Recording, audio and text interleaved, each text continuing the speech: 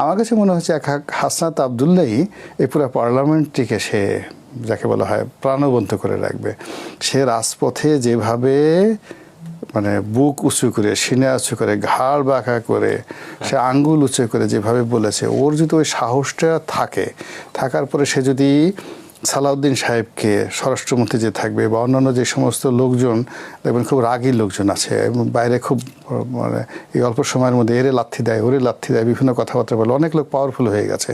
তো এদেরকে আসলে শান্টিং দেওয়ার জন্য পার্লামেন্টে হাসনাত আব্দুল্লাহর মতো লোক দরকার। সে তো আমি তো মনে করি যে সংসদ ঠিক রাখার জন্য হাসনাত আব্দুল্লাহকে যদি ওই যে গ্ল্যাডিয়েটর সিনেমার যে নায়ক ছিল রাসেল ক্রো, ওই রাসেল ক্রোর মতো পোশাক পরে পার্লামেন্টে পাঠাতে হয়, আমি তাতেও রাজি। ও ঘোড়ায় করে যাক, ঘোড়ায় চড়ে গিয়ে সে ওখানে বসে ওখানকার যারা দুর্নীতিবাজ আছেন তাদেরকে এই তলোয়ার উঁচিয়ে সে কথা বলুক।